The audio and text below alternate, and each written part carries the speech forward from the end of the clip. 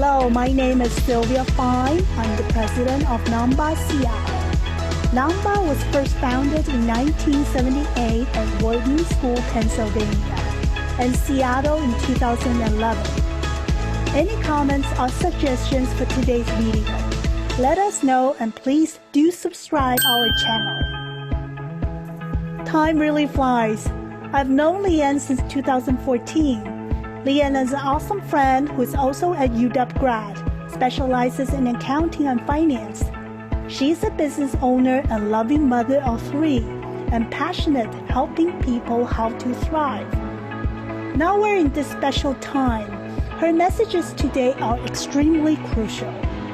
Let's get started, and please welcome Lien.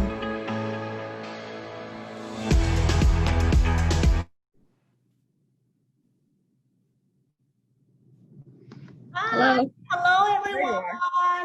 Welcome, everyone, to today's Meaningful Conversations. Hi, my name is Sylvia Fine. I'm the president of NAWMBA Seattle. And today, my co-hosts are Kendall Cowdrey. Say hello, Kendall. Hello. Hi, Kendall. How are you? Good. How are you? I am good.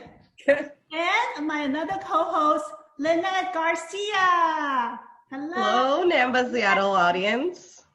So, hi, and our special guest, Lien Ngu. Hi, everyone. Hello. If you like our program, please stay connected because we have awesome programs lined up. So, back to our today's topic, how to thrive in midst of a storm. And with our special guest, Lien Ngu, who is business owner and real estate broker. And I have known her many years. In fact, it was a Tesla event downtown Seattle. So, Lien, how have you been? I'm doing great. Yeah, a lot of changes. Oh, yeah. So tell us a little bit more about you, about yourself, and what you do, and so on.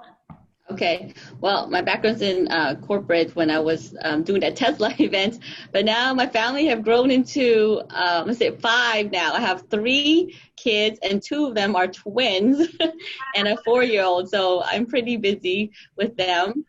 And then I'm doing real estate with my husband. We have a multi-million-dollar business, a team of 10, and we are growing. So if you know anyone, let us know because we're always hiring.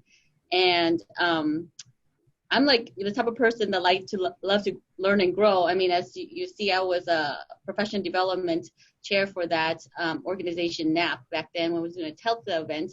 And after I'm done with serving on the board there, I'm still learning and growing and developing myself.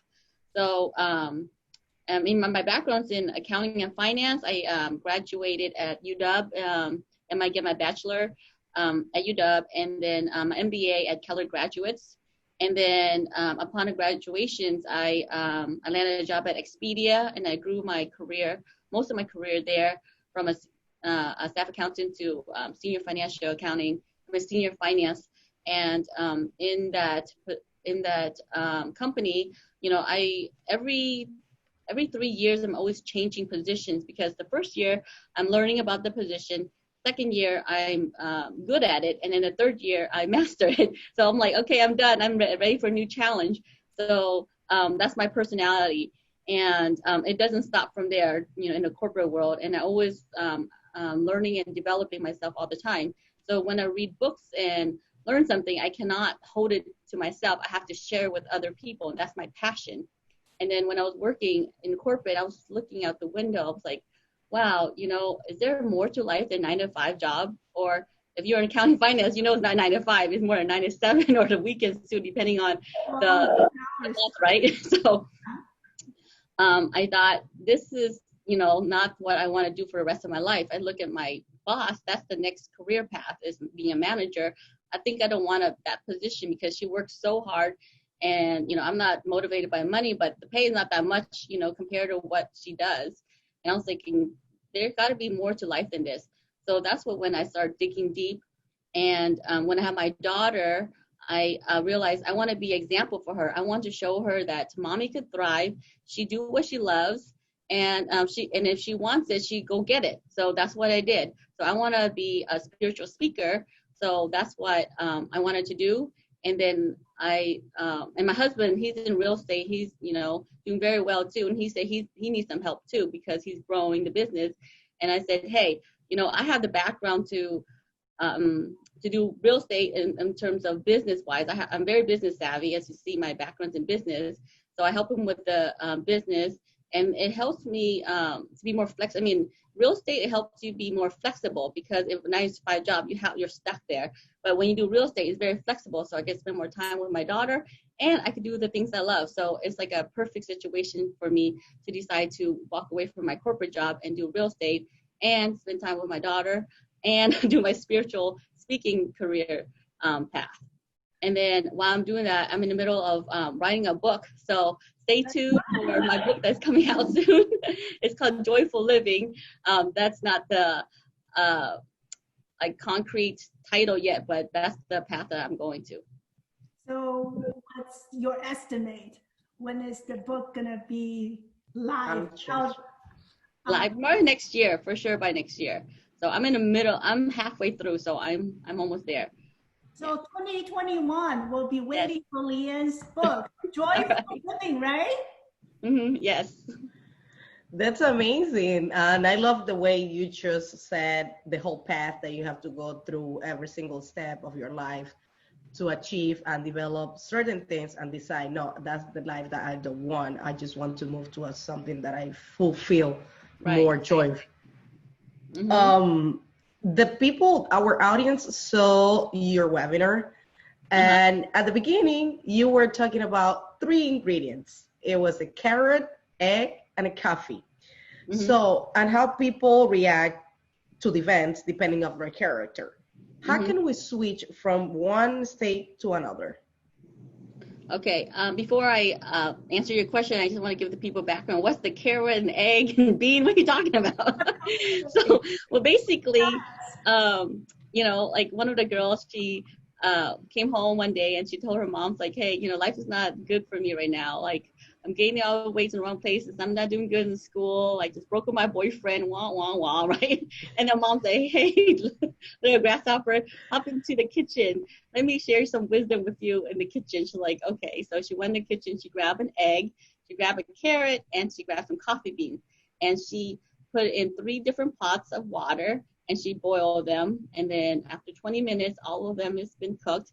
So the carrot, she said, observe the carrot right before it came in. She's like, observe the carrot. Well, the carrot is, it came in hard, right? It's hard and strong. But after the water's boiled, what happened? It got softened. And those are the type of people that, oh, I'm going to conquer the world. I'm going to start a new business. Yay. And then what happened? When someone rejects them, they, willow and sorrow, or they filter. I mean, they hide in the cave, or they, feel like they're a failure. So those people, like, they get soft really fast. And then the egg, it's very fragile, as you know. And when you boil it, it became hard inside. And these are the people, when adversity hits, they get upset or hatred or bitter about life and really mad, right? So those are the people that you hear in the news that, shoot people, or, someone that want to revenge corporations because they let them go or something. So those are like the bitter people. And then the coffee bean is different. It's that it's neutral. And when it get boiled, what happens? It neutralizes the water, and the water become coffee. So they did not, the boiling water did not change them, they changed the water. So how do you change your mindset from being a carrot to the eggs and the coffee bean? Is that you need to adapt to the changes that is around you. You cannot change the adversity that's happening. Things happening, like the pandemic is happening. Can you change that? No, you can't. The only thing you can change is the response you take after it. So, for example, one of the coffee shop in downtown, he, was in the heart of downtown, and all the people that he have customers that usually come to his shop is from other businesses, but other people that work there are working from home. So he don't have any more business. So what he's gonna do, is he gonna say, hey, I'm just gonna give up shop, or he's gonna think outside the box and what can he do to generate some income or traffic flow? So what he came up with is that there's a lot of farmers market. This is before, phase 2 came out, is that the farmers market are not able to open. And then there's lots of farmers that wants to sell their products, but they can't sell to the grocery store. The grocery store have their own little, supply chain. So what he did, he created a space for the farmers to have their produce there. And then the consumer could buy local produce, and he get foot traffic. And when they're getting when they are buying the produce, they could get some coffee. And he created his own economy, right? His own foot traffic. He doesn't wait for things to happen. He make things happen. So you switch the conversation.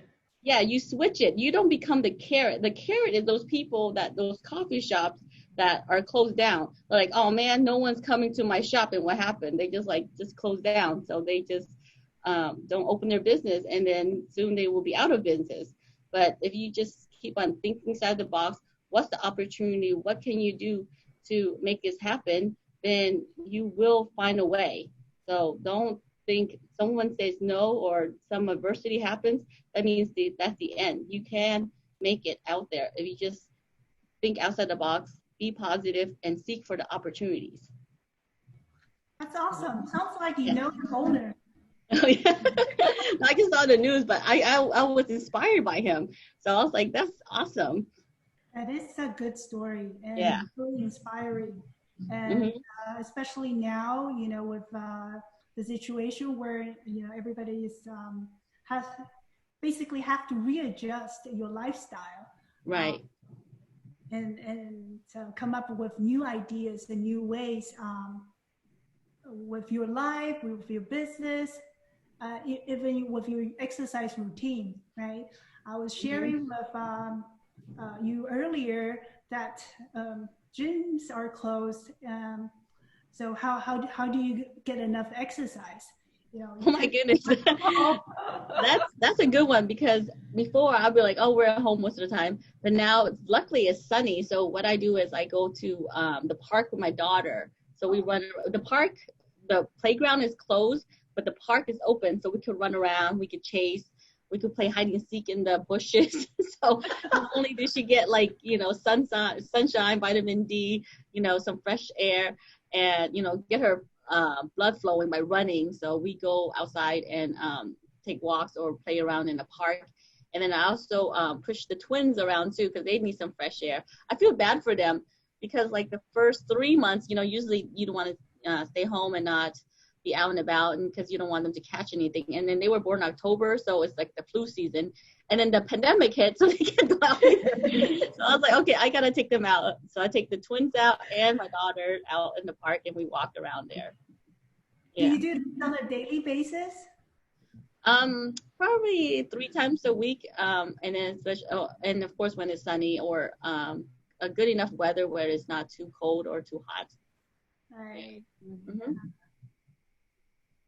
How are you guys working out? Look like Kendall is working out. Oh, she's the role model. Yeah, are you like a yoga instructor? No, but it's definitely been, a change from being able to go to the gym and have a little bit of that flexibility of the working out to, for me, I had a lot of home workouts. Mm-hmm. And so I transitioned to strictly working out from home. The difference there is obviously you've got to find ways to really motivate yourself, because part of this stuff, as far as taking a class at the gym or just being at the gym working out, you get motivated by the people that are next to you. Mm-hmm. Or you see somebody that's working out a little bit harder than you are, right? And it makes you want to go, oh, right? No. I just turn this into a competition, to do a little bit more. And so you've got to find ways to motivate yourself when you're working out at home to take yourself to another level. Because it's easy to just, go, I'm not feeling it, and just turn off the TV or your computer. But during this pandemic, being able to exercise and just continue to move your body has been pretty huge. Yeah. And then, I have a Fitbit, and I bought some online classes, like online videos, so I can do it at home when it's raining. So, I mean, there's so many things you could do online. It's ridiculous. It's unlimited. So I bought some online classes there. So when it's sunny, when it's rainy, I just work out at home. And then, you talk about competition with your next door neighbor. I have competition with my sister. We have a Fitbit. So I was like, okay, how many steps do you have? So I'm like, just right. So that's the way to motivate yourself, is to have another partner. And, it's virtually. So you can just log on and see how many steps she took and then how many steps you took. And then you can compete that way. Yeah. So motivation, like we just said, and also try to give a good positive influence to your friends, your family, or neighbors, right? Right. So both of all these are super, super good, I believe. So these 3 items we just mentioned: carrot, coffee, and egg. Which are you, do you think? Are Me? Yeah. I'm always adapting to change. I'm always things doesn't change on me. I change on them. I'm being proactive and changing myself. Some people don't change, and you see them, lose their job because they're still stagnant. I mean, I don't want to say it, but 4-year college, it's not going to cut it. You have to have more than just a degree. You have to have experience. You have to have knowledge. You have to have that network. So you always have to keep on growing. If you're not growing, you're dying. So I encourage everyone to always develop yourself, personally. Read a book a month, or get some online classes, whatever field you're in, always learning and growing. So you're more like a coffee. Oh yeah, definitely. I like that. I like it. That's a good example. Yeah. Lynette, do you have more questions for I think that Kendall has some. Okay. Well, I guess diving kind of into the fact that everybody's lives have shifted, and we've had to make adjustments during this pandemic to our normal routines. What are a couple of your favorite tips for thriving during this chaotic time? That's right. For me, I do this, again, I'm always being proactive, right? So you don't do this only when there's a crisis going on. If you do it daily, then you're prepared for the crisis, right? The roots doesn't suddenly grow the tree doesn't suddenly grow roots as the storm is coming. It grew long time ago, and then when the storm hits, the tree is able to stand the windstorm, right? So what I do is I do meditation, and I write my appreciation every day. So meditation, it helps you get centered, and like a snow globe, right? When your mind is like a snow globe, it's always thinking, right? And then when you actually sit still or put the snow globe down, everything settles, and then everything is clear, and you can see it more. So just like our mind, if we keep on thinking, we keep on going, we keep on doing, then our mind is never still. We're never to see the big picture or the clarity of where we want to go in life, or solve our problem. So when we actually sit down and calm ourselves, and for 20 minutes a day, it actually helps clear your mind, have clarity of what is going on, and maybe you can see the crisis before it happens, and you're being proactive about it. So that's what I do. I do 20 minutes meditation every day, and then after that, I write my appreciation. What do I appreciate? Being content of what I have, because you could always say, I don't have that big house. I don't have the fit, body. I don't have all the friends or all the followings. You know, you can always compare and contrast all day long, but would that make you happy? But if you just say, hey, I have a home, I have a roof over my head, I have clothes, I have my family, I have my close friends, I have food on the table, I'm able to eat and not starve, I have water, I have clear air. You know, some other people, parts of other countries that doesn't have clear air.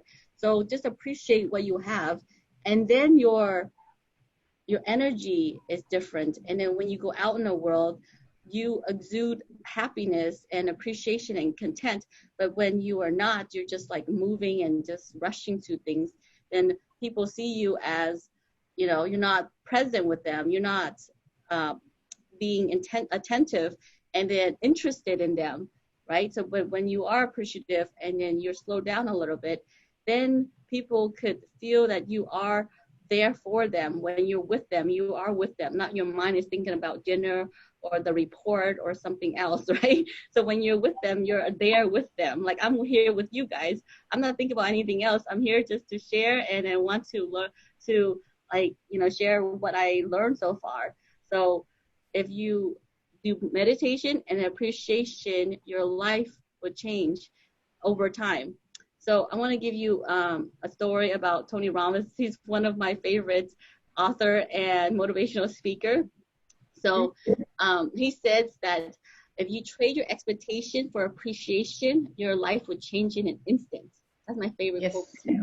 Mm-hmm. And then he says that if you're not happy, you're suffering.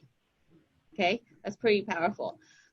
So he went on a plane, and he's going to India to meet some guru. So he went on a plane, and then he's like, I hope they have internet. So guess what happened? Because this is a long flight from like the US to India, right? And they do not have internet. He was so frustrated. He's like, dang it. And, you know, he's frustrated for like, what, you know, 15 hours. I don't know how long, but he was, you know, wondering if his employees got the reports done.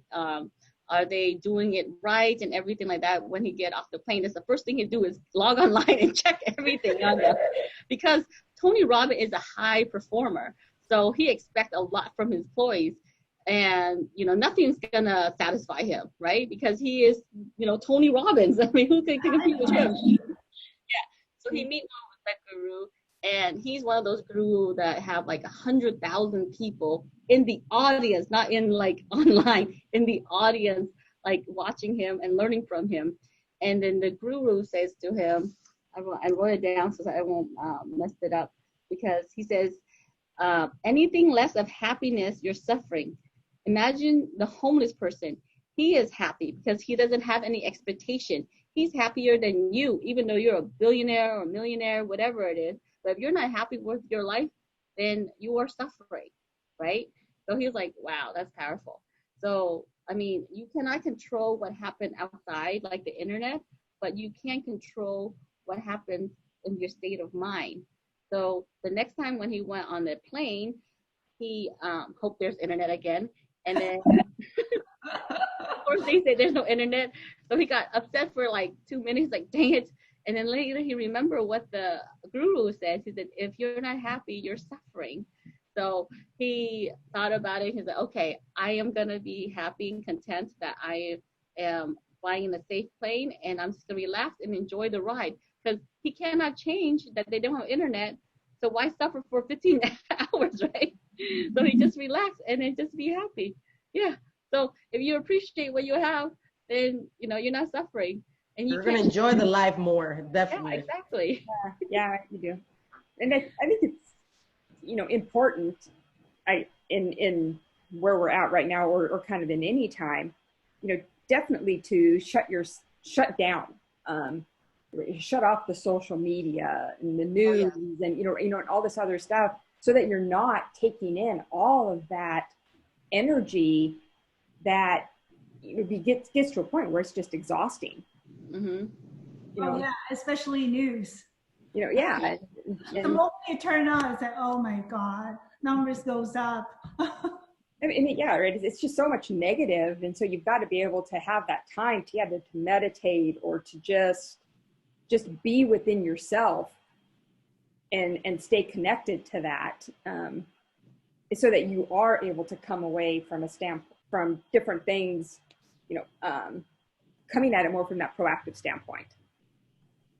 And just understand that sometimes we cannot control everything, and then what if we just can focus on what we can control? Right. Yeah. So why you be so upset with what you can control? Just focus on what you can control. And I think it's easier said than done. Okay. Well, it's take That's practice, true. right? That's why you keep on having practice, like being mindful of your thoughts and your actions and what you're doing. So if you're on default, okay, you ever heard the saying, if you live your life by default, your life is not like is not that exciting or average, right? But if you live your life by design, then you design your own life where you want to go. Like before, if I am the typical person in a corporate job, I'm pretty satisfied. I make good enough money. I have good benefits. The job is not that hard. I can just live on by default and then just cruise through life like that. But I'm not happy. I'm not fulfilled. But I want to live my life through design. So that's why I chose the path I did. And then I exit that route and then go to another route, what I want to do. Because before, I don't want to say it, but like I was brainwashed by the society. You have to go to school, you get a job, then you get married, then you get the house, the picket fence, and everything like that, right? And then you're systemized by that. I was like, hey, there's another way. You can create your own life, and then you choose a different route. So you don't have to follow the status quo, whatever everyone else is doing. That's right. And that's exactly our next question, that knowing that what we focus expands, how we can train our minds to get better at focusing what is positive and motivation forward into the sense. Okay. Oh, yes. This is my favorite principles or quotes or whatever it is. It's that what you focus on expands. Because if you focus on the positive things, more positive things will show up in your life. Like if you wanted a Toyota car, right? What happens? Suddenly out of the blue, you see a bunch of Toyotas in the freeway. And it's like suddenly not everyone start driving a Toyota. It's because you're seeking it and then you will find it. So same thing was what Kendall was talking about, like the news. If you watch the news and then most of the time it's negative, 90% is negative because negative news sells, right? No one want to see all the happiness of people, like, they're thriving, or someone donated like millions of dollars to an organization, or someone save a life, here or there. But what people feed on is crisis. And then, oh my God, everyone is like absorbed in the news, like every day, every minute, and then they're like getting fear and scared of what's going to happen. But if you look at it in the grand scheme of things, it's not that bad. I mean, if you look around, is anyone sick in your family? No. How about your friend? Not like close. I mean, I don't know if there is any, but for me, I don't have any close friends or family that's been like severely sick or passed away. So that not many people that has been sick or passed away. And if you just of course you gotta be precaution and wear your mask and then social distance and then follow the CDC guidelines and then protect yourself and your family, then you'll be okay. But you don't have to be so scared that you don't go outside the house and then never see anybody, because that's actually worse than going out, because you will be, I don't want to say claustrophobic, you don't have your vitamin D, and then you need to exercise and get your body flowing, and you need to have some balance in your life. You can't just stay under the rock all day long, right? And totally. Yes, and actually, is my next talk about happy relationships is about that you need to have relationship to thrive in life too. Like you cannot live by yourself. You have to have relationship. That's one of the survival things that people need. So what you focus on expands. Don't watch the news, and focus on the positive things of this whole pandemic. the pollutions have went down. You could spend more time with your family because you don't have to commute to work, right? You could work on that project that you've always been pushing off and you have more time with, or when you follow your dreams. And then you can start like learning how to cook. I started learning how to cook. I mean, I have learned like about a few more dishes that I've been always want to make, like pho. I'm Vietnamese, so I love pho, and I learned how to make vegetarian pho. Oh, So, interesting. Yeah, I mean, it's one of those things that, you know, I always wanted to learn and able to do that. And then we worked on our house. We did new floorings, and then I think we're trying to get a hot tub now. So because we can't go swimming, right? I mean, none of the pools open, so we're like, okay, forget it. Get a swimming pool. I mean, our house is not big enough for a swimming pool, but we get a hot tub, right? So that's something we always wanted to do. When we're finally gonna do it, we start, you know, calling people like the electrician and see if our houses have the capacity to do that and everything like that. So just look at the positive aspect of this home pandemic, and then the positive things will show up. Like, for example, the shutdown. We're in real estate, okay? And people are scared to go out and look at homes. So what do? We do virtual tours for them. So they say they want to see the house. We do a whole virtual tour for them. They like it. And we literally help them buy a house all through online. They sign everything electronically. They do everything escrow electronically. When they do the inspection guys came, right? But we just zoom in with them to go over the inspection reports, and then they close everything online. And so the first time looking at the home live is when they already closed on the home. Yeah, so we're able to help a lot of families that way. I mean, other realtors like, oh no, people don't want to come out and see the home because they're scared of, you know, the coronavirus, and then they don't do anything. So we're like, hey, we are solution oriented. So we find a solution. They want to see the home. You can see the home, and we can do it for you. And then we have masks. We are COVID-19 certified. We call ourselves that way because we follow all the CDC guidelines, and, you know, everyone is safe, and we can still do our business at the same time and service our clients. So during this pandemic, most of the real estate agents, either they're not working, or, you know, they file for unemployment. It's like, hey, you know, no one's going to look at homes anyways. Might as well file for unemployment because they are 1099 or self-contractors. So we do not stop. We keep on servicing our clients and then think outside the box. And then since we have some more downtime, we train our teams to sharpen their skills and learn the market, and then learn more communities, and then more about the house. And then when the economy start opening up, we start thriving. And guess what? We actually hit our last year numbers in June. Wow. So we're gonna on pace to double our production this year. Well, that's great. Right? So we're thriving, not surviving. We're thriving in our business. And that's interesting that you're saying this, because you have your mind into the thriving point or shifting, looking at the positive. You could overcome what others didn't. Yeah. Pass this, especially, you know, the positive energy to others around you. You know, right. Yeah. The be able to see what's out there, and then of course then gain a lot more, not just personal income, but also, you know, more time with your family, all that. That's very important.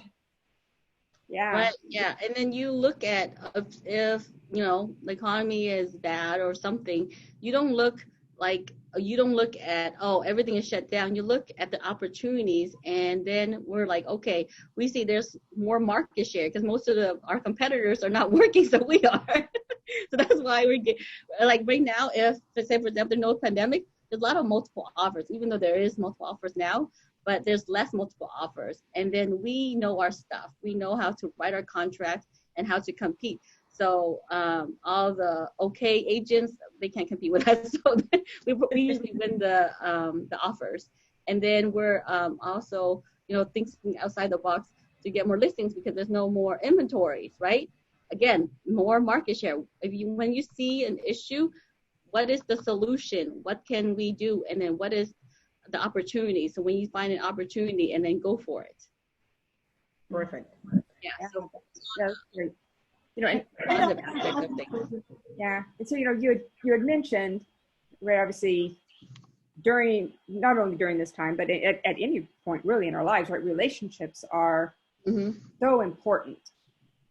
And I know next week we've got another webinar with you that is going to be a little bit more around relationships and happy relationships and stuff.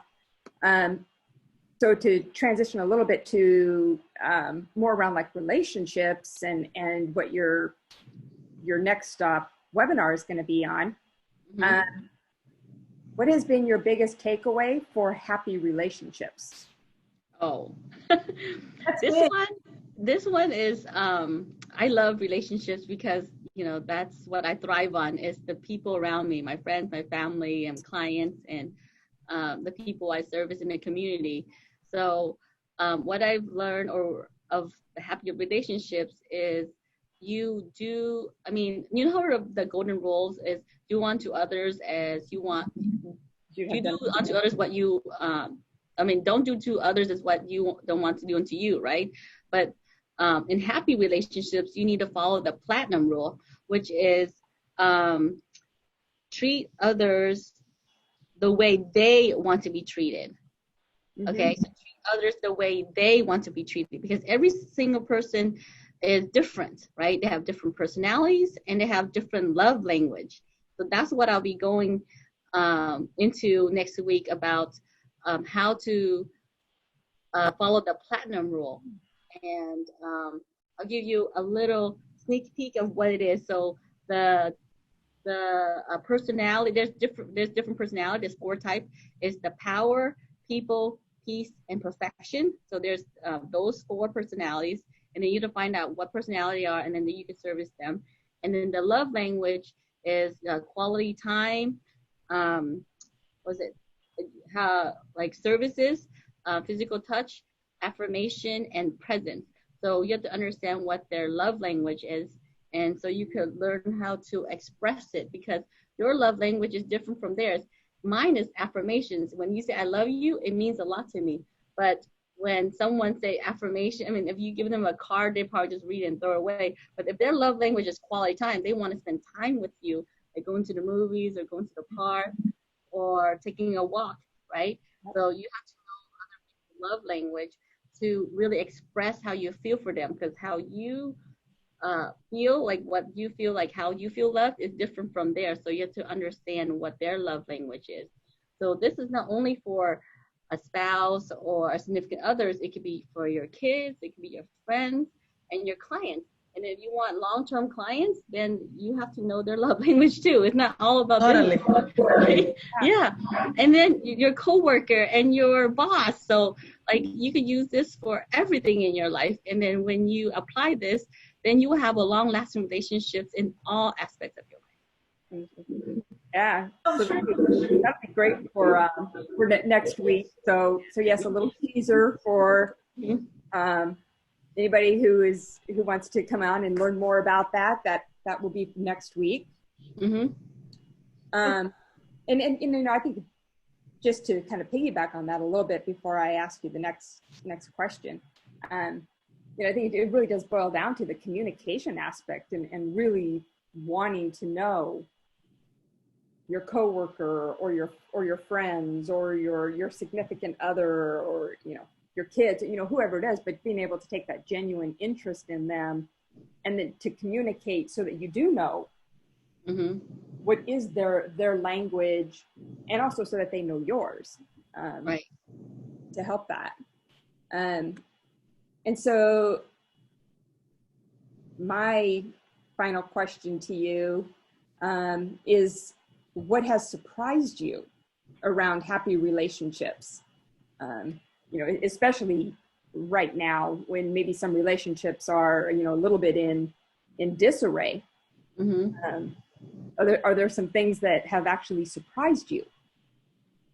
Right now, actually, again, I'm not only thriving in my business, but I'm thriving in relationships too, because with my friends, I can't see them that much, or my family. So like for me, I will send, and I don't want to risk my parents or, someone elderly, right? So I'll send them flowers, and then she, with an element surprise, so she appreciate that, right? And then you can zoom in with your friends and family. Like my daughter, if they see each other live, they're just playing, but they love FaceTime or the Messenger where you could do emojis and stuff like that. They could play all day long. So they use technology to spend time with each other. So, right? And then they actually have fun that way.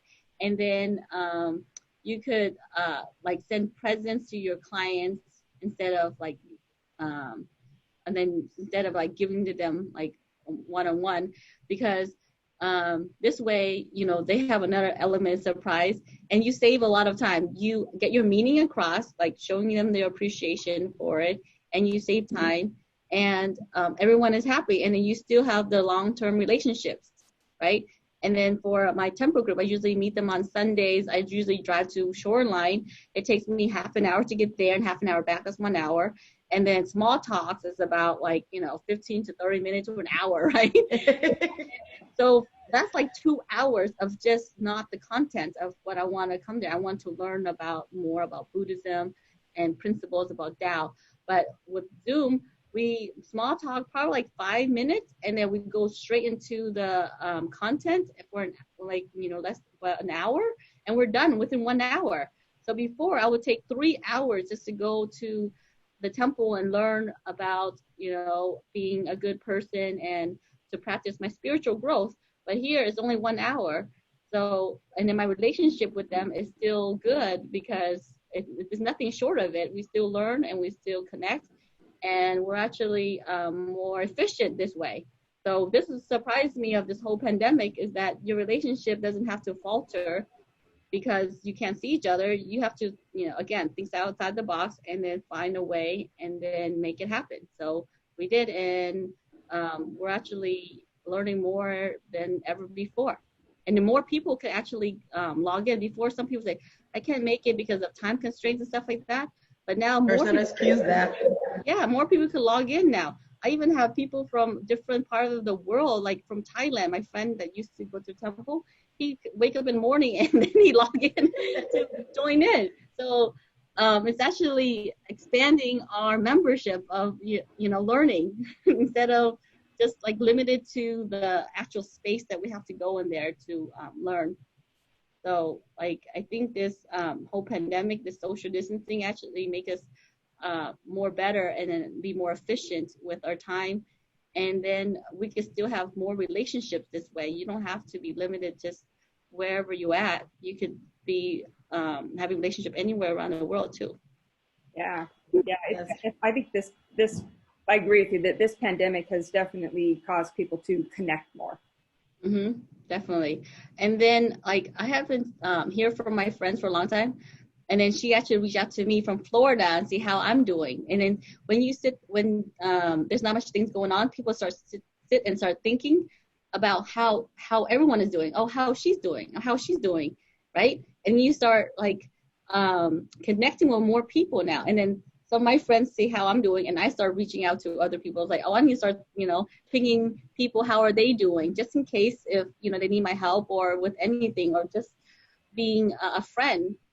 If they're doing, they're not doing well in their restaurant, or something, just being there for them. And this whole pandemic actually helped me be more aware of my network, and then try to reach out more to people. It just give you that sense to do more community, right? Just to embrace more the networking, not on the person to person, but as a group, and just connect better, right? In this pandemic. Mm-hmm. So, Lien, one great final message to our audience of this meaningful conversation that we already had, what it will be to thrive in the middle of the storm. Exactly.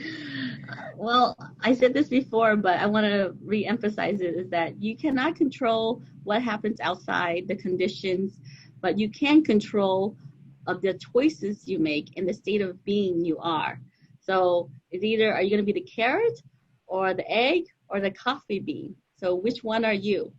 And you have the choice. you can choose to focus on, what does it mean, and what are you going to do about it? Because what you choose in your life will dictate how your life unfolds. So you make that choice. So I hope everyone choose to be positive and seek for the opportunities when the crisis hits. Great. Yes. Thank you. Thank you so much, Lien, for today's talk.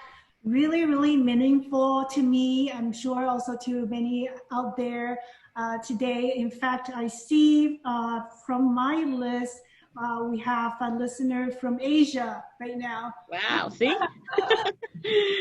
That's awesome. A few more questions, but maybe for next time. Okay. Well, thank you so much for having me. I really appreciate it. And I just want that you stay with us. With us, because we have some meaningful things that you already shared with us, and then we want to share. It's the quote that you share with us, and we want to share with the audience that Brendon Bouchard, one of the world leading high performing coach that you mentioned on your webinar, he says a quote: always believe in your ability to figure things out. You can learn and you'll make it through. And I love the way he expresses, because when you were giving the example for your real estate business, it just clicked on me like, oh, she figured it out. Yes. Yeah, everyone have their own capabilities. So you just have to believe in yourself. And then when you believe in yourself, you can do anything. That's true. Yeah. Also, we want to share your social media platform where people our audience can connect with you in LinkedIn, Instagram, and Facebook. Also in a Facebook group that is called Joyful Living. So given a screenshot, we're going to be sharing that also in our NAWMBA Seattle profile, so everyone can connect with you and then keep going into Joyful Living program. All right, thank you. Also, there's more. Yeah, there's more, as our president says. We have next 28th at 12 o'clock your webinar, Happy Relationship, how to create and have happy, long-lasting relationships. You can sign up in our NAWMBA Seattle Eventbrite, or you can sign up in, let me show you right now, so you don't have anything to miss. You click on Eventbrite on NAWMBA Seattle, either in NAWMBA Seattle profile, at NAWMBA Seattle Facebook, or whatever other our social media channels, and it will link you to the webinar. So right here, my dear, you will find all the information about our webinar next 28th, Tuesday at 12 o'clock. And also for next month, August, we have many fabulous programs already lined up. And our focused topic for the month is diversity, inclusion, arts, and culture. And we have many guests already lined up, and a fabulous competition event, which is cooking. So we'll announce that shortly. So please stay connected and stay tuned with us. So thank you for joining us, and keep discovering more at Meaningful Conversations with NAWMBA Seattle. Thank you, everyone. Thank you. Stay connected and stay safe.